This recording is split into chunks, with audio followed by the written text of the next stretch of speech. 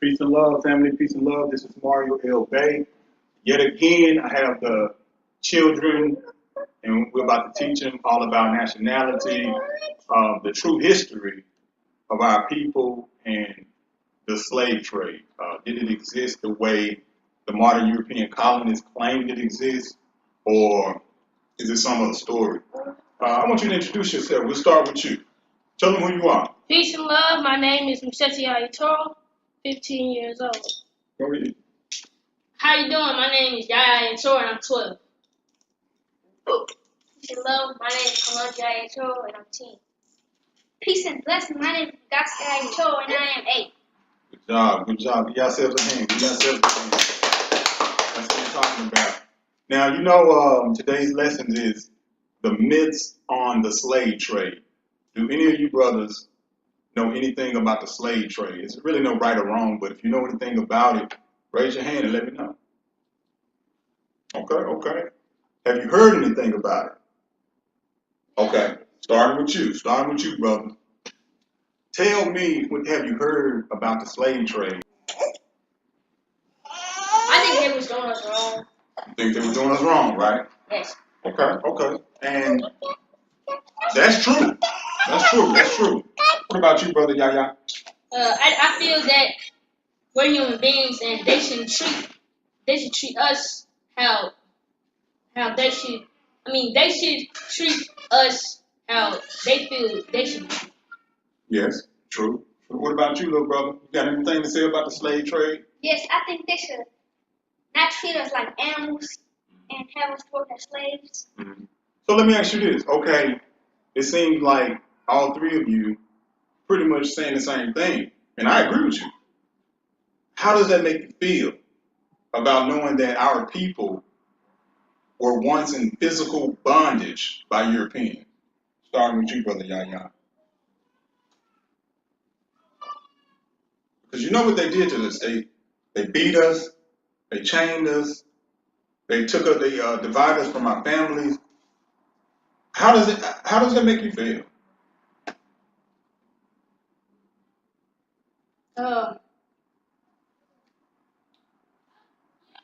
I'm not gonna say hate, but it makes it's like Greetings, sister. How you doing? I'm good, and you? Good. Go ahead, bro.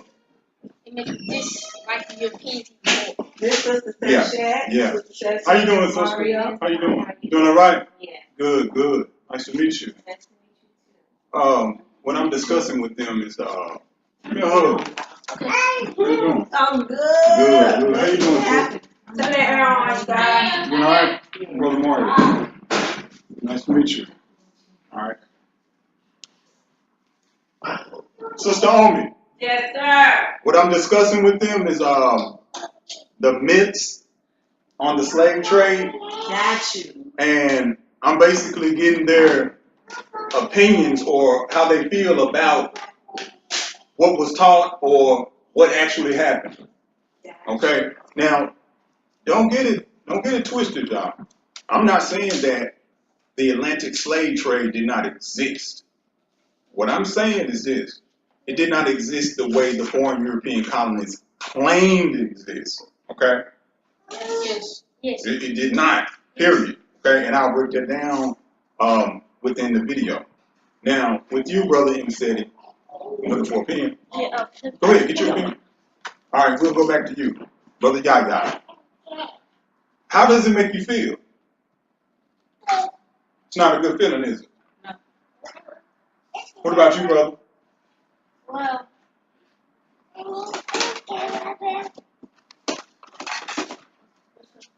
It's not a good feeling, is it? I know it's not. All right, this is what we'll do. I'm gonna go into several definitions. I'm gonna go into what they call connotative language and denotative language regarding certain words such as slave, slob, and so on. Okay? I want you brothers to understand what has been done. All right? yes. Our people don't understand linguistics, which is the science of languages. Okay? Yes. We don't understand it as a whole, linguistics, okay? So what I'll do is we'll go into the word slave. Okay? We're going to look up the word slave, and I want you to read it, Brother Yahya. All right? We'll look up the word slave because I want you brothers to know exactly what it is. Now, before I go into the definition, I want you to know again, when I was coming up in the public school, this is what they gave us. Year after year after year after year. Now, when you push this type of negative information on one psyche, year after year after year, generation after generation, what do you think it do to your mind? What do you think it do to your mind? When you constantly push, you were slave, you were nothing, you were slave, you were nothing. As a young man, can you give me a good reply to that? Well, I guess it has your mindset. It got you, right? It has your mindset right. It has your mindset enslaved, Okay. as far as like you're being bound to this specific way of thinking and living and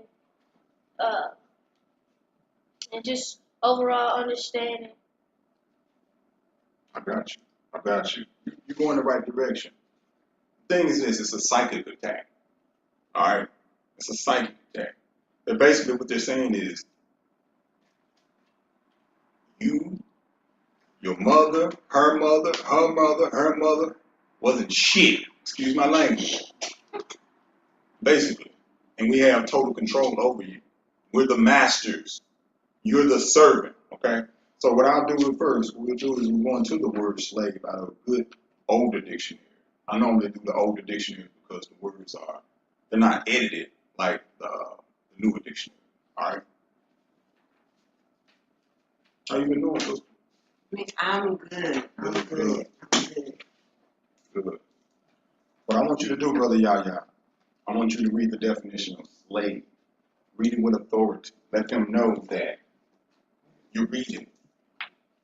Slave. One of the race of peoples widely spread over eastern, southeastern, and central Europe, including the Russians and Right here. Right here. We'll come back to that. That's slob. We'll come back to that. slave. One who is in the property of and wholly subject to another, a bond servant. One entirely under the domination of some influence, a drudge, to work like a slave, to enslave. Okay, let me ask you something. How do you feel about the definition that you just read? Because they claim, when I say they, I'm speaking about the foreign European colonies that people call white people. They claim that we were slaves. How do you feel about the definition you just read? That we're not slaves. We have complicated things. Good. That's true. That's true. Is there anything good about that definition you just read before us? I agree with that. All right, this is what we'll do. Etymology, this is why it's important to understand etymology. Etymology of words, it deals with the root words, where words derive, how long it's been in existence, the matrix, meaning the exact root of the word, its original meaning. Okay? So the word slob is actually the original word or meaning for the word slave. Okay? So what I want you to do, Brother Mseti, I want you to read the definition of slob, where my thumb is. Slav. Slav. One of a race of peoples widely spread over eastern, southeastern, and central Europe. Stop. Read it again. One of a race of peoples widely spread over eastern, southeastern, and central Europe, Keep reading. including the Russians and the Ruthenians, Yes. the Bulgars, the Serbs, Croats, Slavonians, Slovens, etc. Stop right there. Now, you see that it points you back to the European continent. Honestly, we are the original Europeans, but they are our European sons and daughters. And this is where we took them because the weather and the climate was better for their skin. Okay? But in this context, it's speaking about European people, the people that are called white people. Okay? So now you got to ask yourself, why did they call us slaves if Slav is the etymological meaning of the word slave, and it points to Europeans? You see where I'm going with it, right? This is why we have to understand linguistics. Linguistics is the science of languages. Okay? Understanding connotative language versus denotative language. All right, so what we'll do is go to the word connote. C-O. I think, you know what? I think I have it in there. I read it in the book more. Go to the C. Okay, right here. You see where it says connotation?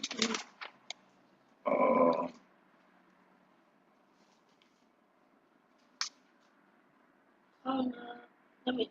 Or it should be right here. Connotation. Connotation. Now, check this out. Check this out.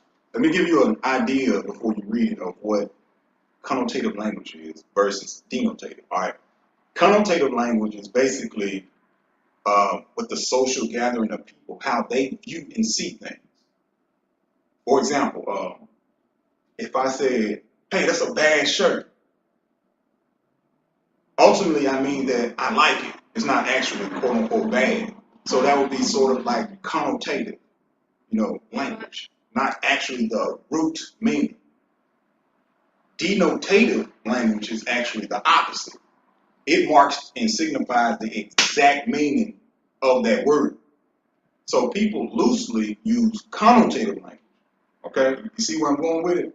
That's why people are like, oh, I think I'm a slave. No, once you look into the word slave, the original slaves are Slovakians. And Slovakians are European people because we had them in bondage first. That's the history that they do not want to talk about. Okay? Go into the word connotation. Connotation. Act or fact of connotating. That which is connoted. Secondary, implied, or associated meanings. Checks. Stop. Read that one more time. Secondary, implied, or associated meanings. Now, what did I just tell you? It said secondary. It didn't say first, right? So it's not the original, right? So look up the word denotation. Look up the word denotation. This is where you understand how to look at words. Remember, etymology is the study of the original root meaning of words. It's matrix. Where it derived, how long it's been in existence. That's what etymology is. It's very important. Go ahead, brother. Ready whenever you're ready. Denotation. The meaning of a term when it identifies something by naming it. Distinguishing from connotation. Act or fact of denoting or indicating. Indicating. Yes, sir. Something that denotes a mark, symbol. The class of particulars to which a term is applicable. Applicable. Applicable. Good. Applicable. Yeah. Thank you, brother. Thank you. There you go. Thank you. That which is represented by a sign. Now, do you have some sort of understanding now why they placed the word slave on us versus actually the word belongs to them? Because Slav is a nationality. It's a nationality. Check this out. Hand me that dictionary. Check this out, bro. Let me show you something. See, we got to be up on our game. They say Moors, y'all like to play the semantics game. That's what they say. Y'all play semantics. Y'all play word game. No. We know what's up. You feel me? Like, we really know what's up. All right. We're going to look up I believe Slovakian or Slovenian. So what y'all getting out of this? Talk to me now. It's starting to make sense to me, especially when you broke down the meaning of connotative and denotative language. Yes, sir. When you said the word Slav describes a nationality, Yes. meaning they made slave as a connotative language. Yes, sir. So when we speak it breaks down and it tells us that a slave is somebody that's, kept in bondage, or we're slaves. That The root, exactly. right. Go ahead. But the root of it, meaning Slav, points back to them. Yes. So it's like the roles have been switched. Yes, sir. Now I want you to read something, brother Yaya. What I want you to read is the definition of, right here with my finger, is Slavic. We'll read this, and then once you read Slavic, we'll go down, and you see right here where it says Slovenia, right here. So we'll start here, read this for me, and then we'll read, matter of fact, I'll read the Slavic definition, then I'll have you to read the shorter one right here. All right, Slavic. It says, one of the principal groups of Indo-European languages, usually divided into West Slavic, Polish, Czech, Slavic, Serbian, East Slavic, Russian, Ukrainian, Ruthenian, and South Slavic. Okay? This is all dealing with Europe. Slav, okay? Now right here, little brother, very short. Right here where it says Slovenia. Read that definition. Read it aloud so they can hear it. It's real short, but it's on the point. Of or pertaining to.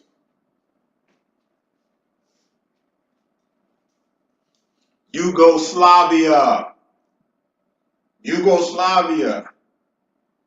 That's a country. That's a country, right, sister? You're not slaves. Okay?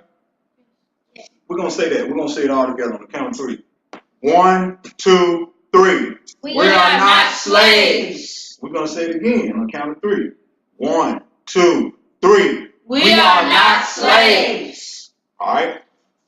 Check this out. Now, they've been preaching this madness for a long time now. Generations. All right? Again, I'll state it for the record. I'm not stating that we wasn't in bondage. All right? We're in bondage. We're in bondage now by way of paper, mainly. All right? Yes. But this is the thing. You have to understand the wording. You got to get the word. That's what it's all about. You have to understand the word. Okay? So what I'll do is I'll go into a series of questions. We're going to do a questionnaire. If the slave trade existed, how the foreign European colonists claimed it exists, as far as bringing so many millions of Moors to North America, Central America, South America, that's a lot of manpower, right? Yes. I have some amazing questions from one of my dear teachers, Brother Abdullah Bey. He's a wonderful brother. And he has a book that he's written. And as much as possible, I try to get these questions out here so people can, appreciate this, sister, so people can analyze the question. All right? So if the slave trade existed how they said, I have questions. All right? Good question.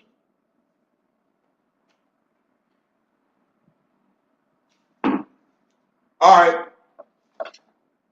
Listen very close. Y'all ready? Yes.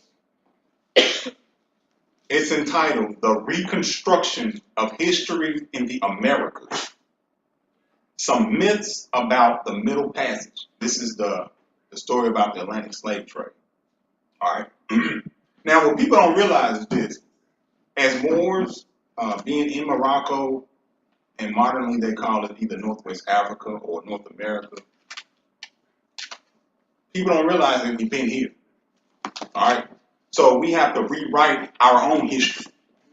Never depend on the foreign European colonies, okay, Yes. to tell you your story about your ancestors.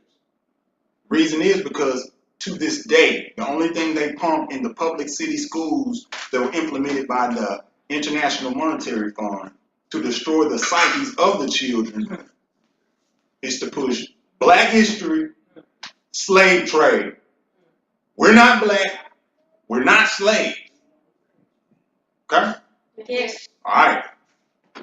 Let us use math, logic to examine the myth that the indigenous people, the Moors of North, Central, and South America, now branded black, Negro, colored, Afro, were shipped from what the masses know as Africa to what they know as the Americas. Now listen real close.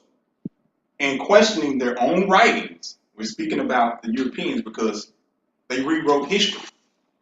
Okay? You got to think about the Reconstruction era when they rewrote history and added themselves in as doing this and doing that. Okay? In questioning their own writings, how could the European colonists, reconstructors of history, who shipped over 125 million of Moors, now labeled black, Negro, colored, Afro, from what the masses know as Africa to what the masses know as North America when they didn't know how to grow their own crops? How is that possible? We taught them. Look into the Renaissance. Look into the Renaissance. Renaissance means born again, reborn, rebirth. They were walking on all fours. They was not bathing. They didn't eat proper. Okay? Yes. Yes. All right, check this out. They would have starved to death if the Moors had not fed them, subsequently taught them how to grow crops. Did the European colonists, reconstructors of history, and Asiatic historians, we are the Asiatic people, right? Asiatic historians, anthropologists, and sociologists who followed their teachings write that the Perigonus, it means pilgrim. And who are the pilgrims? They are the pilgrims. Perigonus, it means wanderer. It means someone that's basically lost and they're just wandering around. For example, if you had a European guy out here and he was just walking around, didn't have anywhere to live, he's just walking, he's not indigenous to his land, right? So he's just walking around trying to find whatever he can find to survive while he's there, present. You feel me? Yes. All right. Did the European colonists, reconstructors of history, and Asiatic historians, anthropologists, and sociologists who followed their teachings write that the Perigonus, or pilgrims, were so skilled in navigation to the point that they were able to sail over 125 million Moors from East Africa to North America? Keep in mind that these are the same pilgrims that didn't know how to grow their crops. All right? Yes. Let's check this out. If so, what were the names of the schools where the English learned navigations during the 1600s and the 1700s? They don't want it under 100 years. Over 100 years. Check this out. Sister Omi, Yes. I got a question for you. Yes. What were the names of the schools where the English learned navigations during the 1600s and 1700s? Exactly. No one knows because it doesn't exist. Gotcha. You understand? The knowledge of astrology is needed to successfully navigate ships, for the stars and the moon are used as guides. Okay? There's no way you can navigate a ship properly without understanding astrology and astronomy. You can't do it. All right? Now remember, we taught them. They just rewrote history and it's the other way around, right? This is what they say. Now, what were the names of the professors and artisans who taught geometry, cartography, biology, chemistry, physics, shipbuilding, sailing, carpentry, smelting at the schools of England during the 1600s and 1700s, and who taught them? Now remember, the Europeans, they know everything. They know all about our history. It's got to be answered. Got to be answered. I kill them. We kill them with this. I thank Brother Abdullah Bey because he was gifted enough to come up with these questions. I'm just putting it back out here to the public. All right? I'm putting it back out here. I'm going to ask that question again.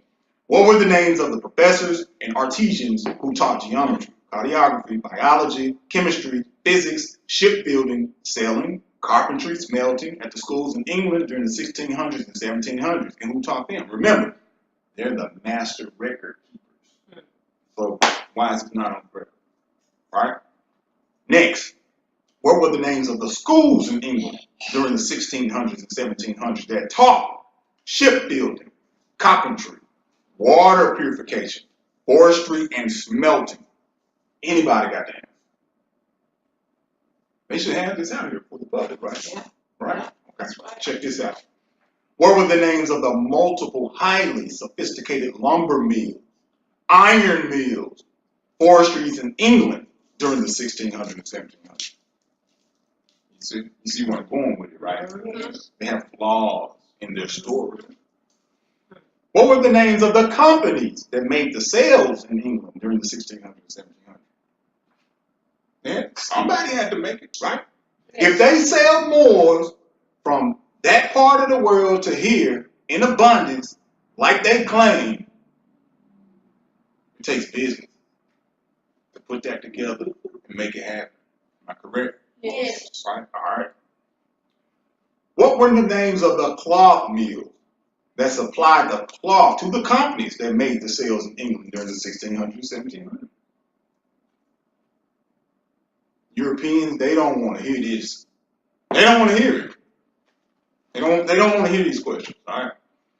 What were the names of the supporting industries in England during the 1600s and 1700s? Remember, many unrelated industries and technologies need to come together in order to accomplish the task of selling over 125 million Moors on ships.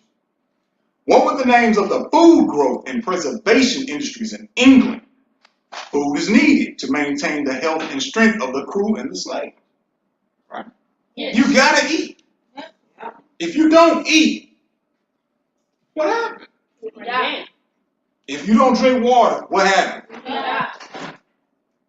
So would it make sense not to feed a quote unquote slave if you're shipping them? Now in the movie, Sister Army, I know you remember Roots. Yeah. All right. Yeah, we seen that. Yeah, that's What y'all think about Roots? It was sad, real good. Okay. What was good about it and what was sad about it? You know I had to ask you. When how generation was going down and the family and everybody getting separated from their families, they were leaving home. That's bad. I know that's bad. Okay. That's not bad. What was the good part? What was the good part? You said it, so I got to challenge you. What was the good part? I mean, the storyline, like as a movie, I get what you're saying. The way it was put together, I guess you could say it was a good movie. I guess. Yes. Okay, gotcha. Okay, what about you, Sister Army? How did Roots make you feel? I want him to tell what was the good part. Oh. He said the good. What was the good part? What was the good part? Good part. I want to hear this. Any good part? What about? I mean, that was really no good part. It was just a good movie.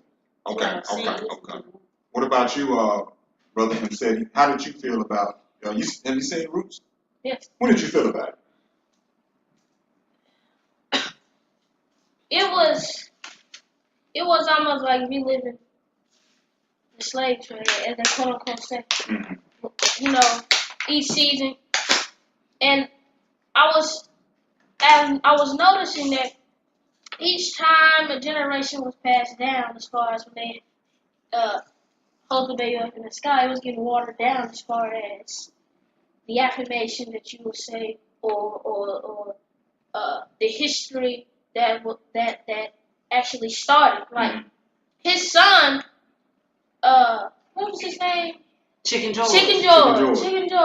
His Chicken George's son actually had a son, and you know they ran away from the plantation or whatever, and they ended up having a baby. They end up raising the baby in the sky. His son asked Chicken George, he was like, "How am I supposed to do this?" He was like, "Son, I don't even know." And that's something that I guess we as people have to understand, that as the lineage goes farther down, especially like you said, the psychic war that's being placed in our head as far as you're a slave, you're nothing else. It breaks you down. Yes. Especially as a human being, and that's true. It was just so horrible. I know it was horrible. So if you feel horrible about this, right? And I feel horrible about it. He didn't like it. Your mom didn't like it. Why are they putting it out here? Why do they teach us this madness, sister, in school?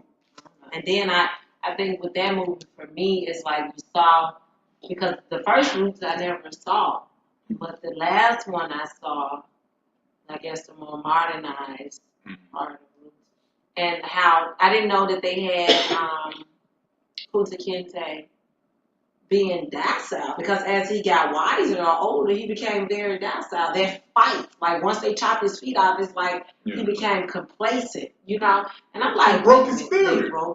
They broke him. They broke him all the way there. And as we was watching this, we was like, man, like I was telling the children, I was like, this represents a certain aspect of us, you know, because this is not all of us, you know, because all of us were not slaves, period. Exactly. Or in bondage, as you say. Yeah, that's true. Anyway. That's very true. I just wanted to hit that topic because I know during our time we were coming up, like they really pumped Roots. Yes, they did. Like Roots was pumped. Yeah. Black History Month. I don't really know about now, but they pumped Black History Month. They only had a few people they would speak about: Thurgood Marshall, Martin Luther King, and all of these people are or were docile people.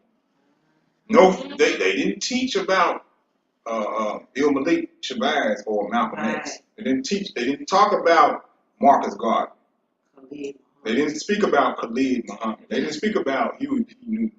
They didn't speak about the people that were rebellious, that's going against the quote-unquote authoritarian position that the European colonists hold presently. All right, check this out. Back to the question. This is something to get your gears moving. What were the names of the industries that built water purification systems to supply fresh water for the ships? The crew and the slaves would have dehydrated rapidly if they drank salt water. How many ships did European colonists, reconstructors of history, use during the Middle Passage? How many ships? Right? Yeah. I thank you, Brother Abdullah Bey, for this. So every time I get a chance, I hit them with these questions. I'm trying to open up the brothers and sisters' mind to let them know that, hey, we were already here. Just it's certain things you got to understand, overstand. You have to know a large portion of law as well to understand what's going on. All right? You got to. Check this out. How many slaves did each ship hold? Where did the slaves urinate and defecate? Think about this. Because now it's stacked in fecal matter and urine all over the place. If that's the case. You sick, you dead. Yeah, you sick, right? You dead. Yes. Right. Where did the slaves urinate and defecate? You know the picture, the famous picture, like that you spoke about, where supposedly we were all stacked upon each other, in chains, salt water, hardly any food, defecation, urination, menstrual cycle, Yeah. right? And whatever else, lice, any other infectious diseases that they could have given us during the route, if it happened the way they claim, right? How many months did it take the European colonists, reconstructors of history, to complete a voyage? How many months? Back and forth, back and forth, back and forth. How does that work? How does that work? These black folks got to wake up. And that's very true, because what he's doing is he's opening up the mind so that anytime somebody tell you something, you all and us, we have to be able to question it. Question it. Logic. It doesn't make sense what he's saying. What he's saying, it doesn't make sense. How can we have all of these people on the ship and there are not enough restrooms, you know what I mean, to accommodate? And then what happens? If urination and fecal matter is everywhere, then this disease, then they die. That's true. That's true. That's very true. Question. Don't take my word.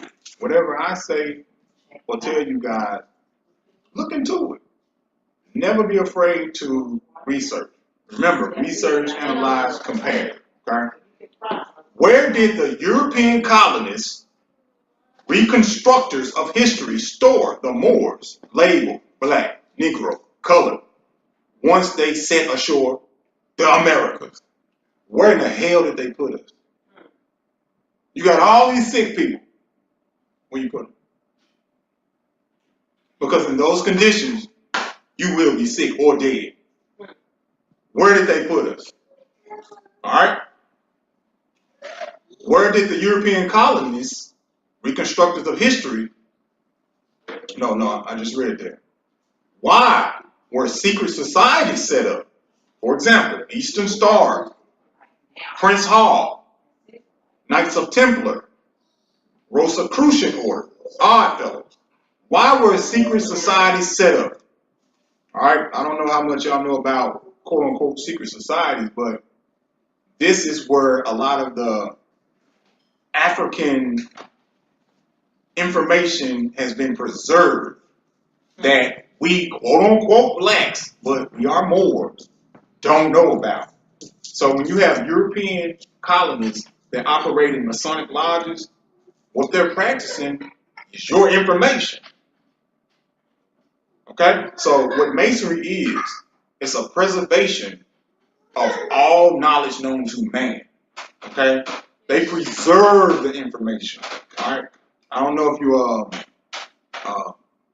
look at my video. I just put a video of speaking about our feds. When you look into the European lodges, they wear our feds. And the reason they wear our feds is because they decrowned us. That's our crown. So when you defeat a man, normally what you do is you take his land, take his women, take his resources, and you take his crown. Okay? This is what the European colonists, reconstructors of history, have done. All right? Check this out. What secrets are preserved and taught in these secret societies? If it's a secret, what are they teaching? Noble Drew Ali spoke about this. He said he's going to make the European tell the truth. And he's going to take the veil off of all European secret societies. Okay? And it's coming out. Years ago, we knew nothing about what was going on in the Masonic Lodge. Now we know. Okay? We know now. Could the secrets be the true history of the Moors that they're hiding? Now branded black, Negro, colored, Afro, Indian, West Indian, Hispanic, Latino. Why keep secrets? What evidence, proof, do European colonists, reconstructors of history, and the Asiatic scholars who follow their teachers have to support the myth that the Moors were brought in the hulls of ships from what the masses know as Africa to what the masses know as the Americas? What proof? God damn it, what proof? Right. Don't let these European foreigners, pilgrims tell you about your heritage or your story, your history. We have to rewrite ourselves back into history. And that's what I'm doing now for the record. All right? This is real. Have you ever thought about these compelling questions? Remember, let us use math to examine these compelling questions. Remember, this is last but not least. Major older documentations and artifacts, letters, treaties, maps, calendars, pictures, sculptures, paintings, encyclopedias, dictionaries, almanacs have not been exposed to the masses. Have you ever wondered why they have not been exposed to the general public? Think about it. If you release that information, game's up. The cat's out the bag, right? It's out the bag. Have you ever wondered who possessed the older documentations and artifacts? Yes, I was. You wondered that, right? Are you a slave? No. Are you a slave? No. Are you a slave? No. Are you a slave? What's your nationality? Moors. Stay on it. Stay on it, brother. You hear me? Stay on it. Stay on it, brother. For real. This is what we need, for sure. How y'all feel about today's class? Tell me what y'all get out of it, what y'all got out of it, how y'all feel right now. Build with me. Let's build right quick before I get out of here. Build with me.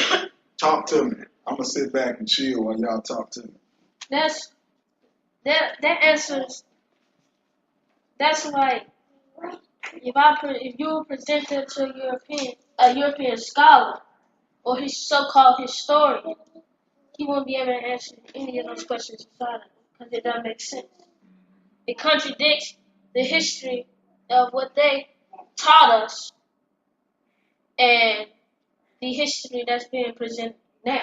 Yes, sir. So, if you present this to him, it's like, yeah, speechless. You can't say anything. But this is the point. This is the point. I didn't mean to cut your wisdom. We're going to get right back to you. This is the point. We don't have to present it to him. We just have to live as Moor. But actually, this information that I just read is for people that think they're black. Europeans know me. I have plenty of Europeans that subscribe to my channel. Okay? We speak. They know. They know we're Moors. We don't know we're Moors. You gotta beat it in some people's head, and they still don't. No, we ain't know. We this. I don't argue with these people. I move forward. That's why I would rather deal with children. I don't want to deal with hard-headed adults. Okay? Yeah. Children, they're more prone to listen. All right? Adults, it's kind of hard to talk to an adult about something that's so touchy. We have an issue with our emotions. All right? Adults, most adults. All right? So I'm dealing with you, brother. I'm dealing with the children. I deal with my children. If the older Moors want it, cool. Feel me? If they don't, hey, I'm moving forward. Kalanja, what did you think? Because you and the guys to be mighty quiet. What did you all Yeah, think? what y'all getting out of it, man? There's no right or wrong, just like, what did you get out of today's lesson? The slave trade. When you read the definition, I started to get it more, understand it more. Can you see how we are not slaves? Once you look into the etymological meaning of the word slave, remember, etymology deals with the original meaning. And earlier I spoke about how slob is actually a nationality. And we're not Slavics. We're not Slavics. So why are they calling us slaves? Again, branding us. You're a Negro. Come on, let's brand him.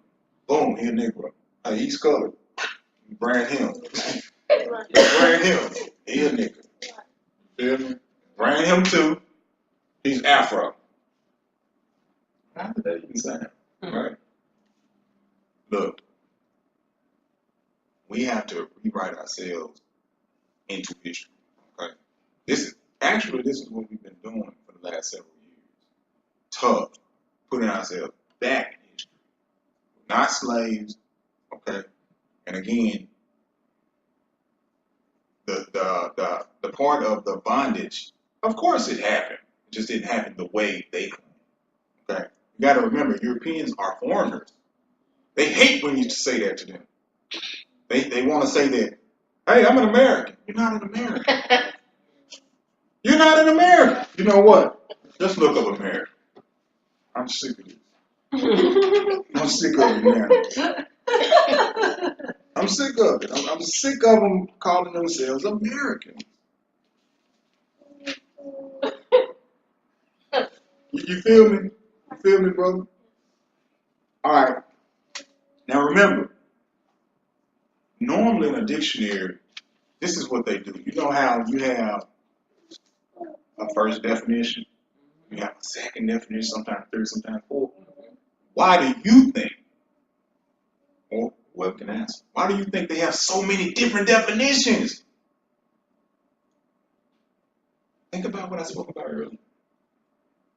You have different meanings. You have connotative meanings, right? And when you get down to the bottom of the definition, normally if it's a dictionary, you'll see the brackets.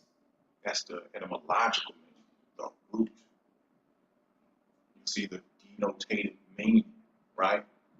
Check this out. I want you to read. I want you to read. You ready?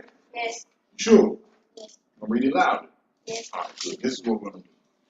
American. I want you to read American. I want you to read from here, and it's going to go up to here. Okay? I want you to stop. I want you to go to up to here, right before you get to number 4 definition. So when you start here, you go over here. You see it pretty good? Yes. All right. Read loudly for me so they can hear you. Of or pertaining to the United States of America, an American citizen. Of or pertaining to the North or South America.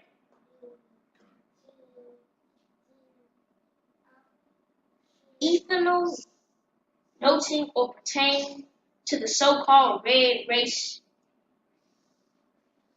characterized by the reddish or brownish skin. Stop.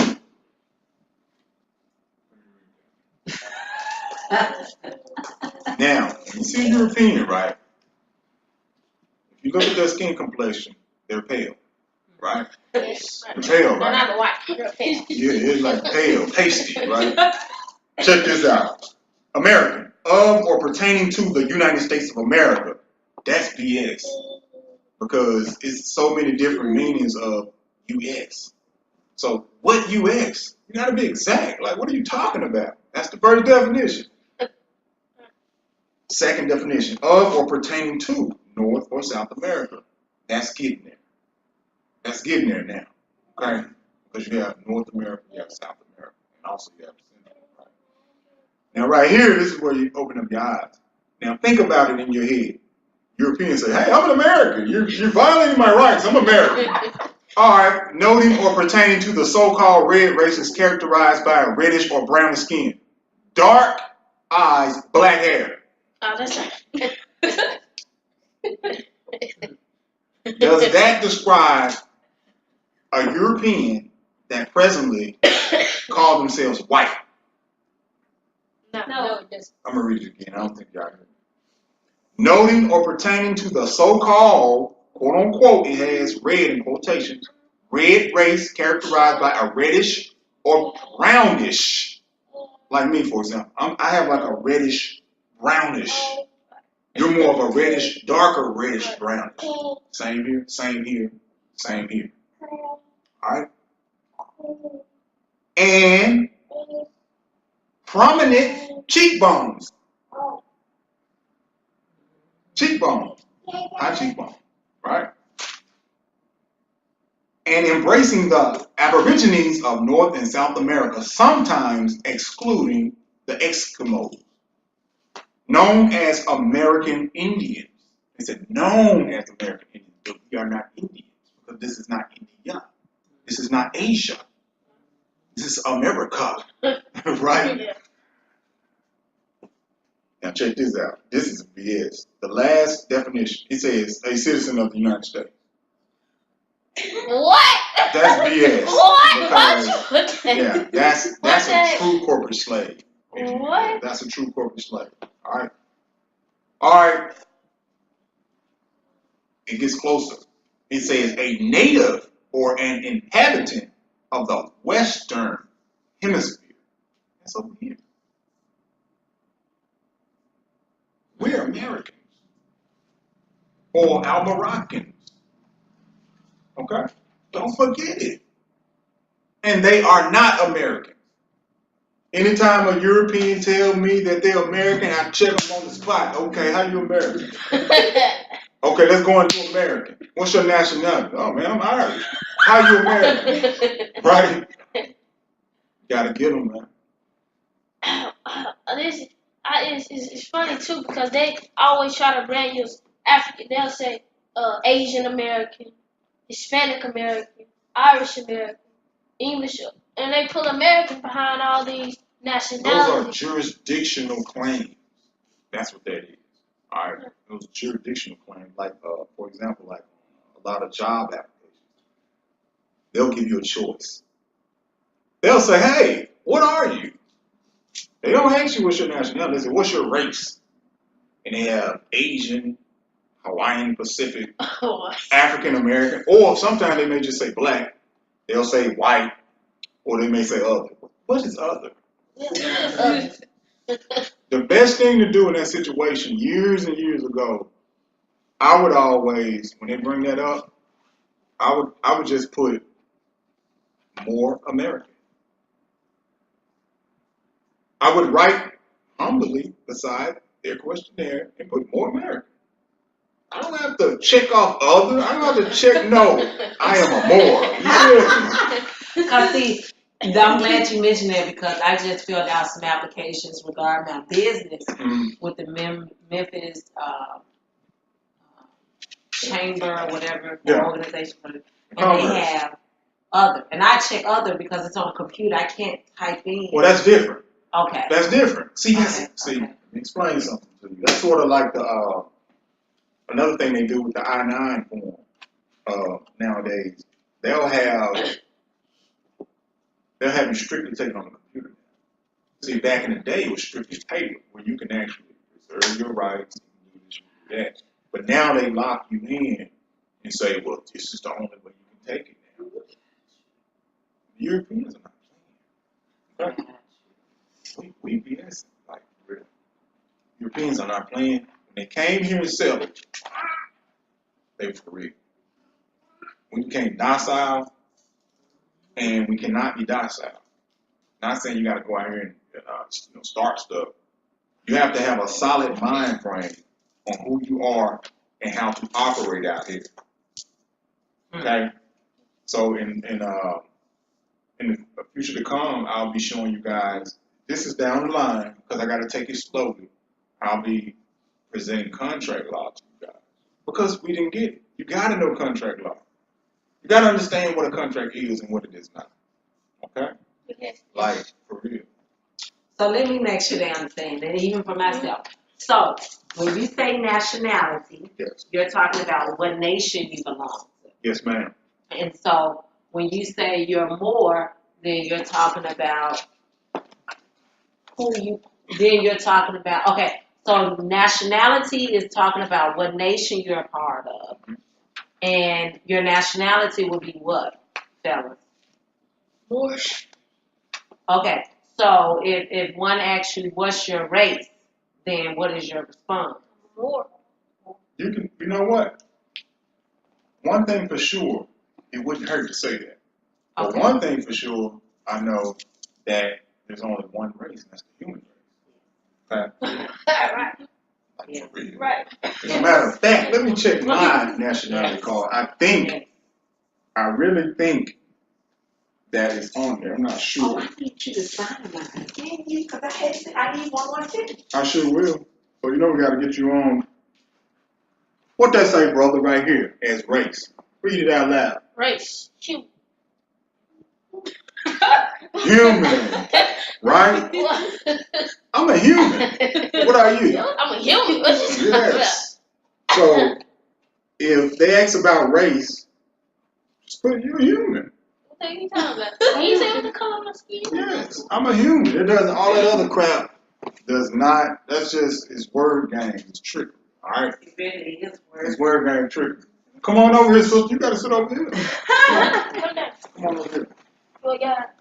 Just. Yeah. You've already, Yeah. Come over here. you've already nationalized, right? You just need to. Well, my name is legally changed. Okay. Good. All right, this is Sister Omi L. Sister Omi L. And she's nationalized. And I thank her for this platform to educate her children. And I like it. And I really like the fact that she's nationalized with that mindset of nationalization. It's a beautiful thing. So they signed this one. They didn't sign the one. I got the passport picture. They signed that one. Remember, everything you sign from now on, all rights reserved, or ARR. Or, if you feel like you're under threat of the risk, TDC, threat to risk coercion. Never sign any of your signatures from now on without. That's what I did on my drive. That's how you do it. Now, what is all rights reserved? What's that? Well, what you're doing is you're reserving your rights due to the fact that the contract that you're signing could be fraudulent, or it could be an adhesion contract. What an adhesion contract is, it's a contract that's designed to bind you to the person that created the contract. That's why you have so many people in debt. Like they have bills and stuff everywhere and they can't pay them because it's an adhesion contract. They don't understand contract law. You got it? That's how I did Okay. That's right. That's good. As long as you know, that's what it means. And if you ever have to produce it, or ask them to produce it, they should be able to produce it. If you ask them, for example, produce for the record the contract that obligates me to whatever you claim that I'm obligated to, they should be able to produce it, and then you can show them, hey, it says all rights reserved. Under contract law, I'm protected. If they don't stop then, we can go further.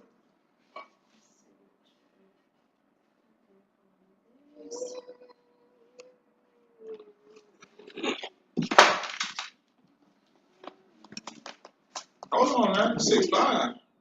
I'm 6'6". 5'5". Oh, okay. Okay, I guess they're done. I thought my signature needed to be on here.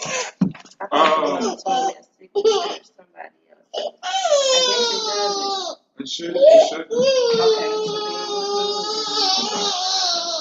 Good. Come on, baby. Come here. You alright? What's wrong? What's wrong? Okay, so we're good. Okay, good. They did those. Okay, good. I thought he said it needs somebody else. Okay, I guess I'm good. Okay. Well, you want to say for the record who you are, your appellation, so they can know for the record? Yes. My appellation is Iyalaje Omidele Ogunwale L. Good. Thank you. Let's give her a hand. Let's give y'all a hand. Peace and love, family. Peace. That's what I'm talking about. Yes.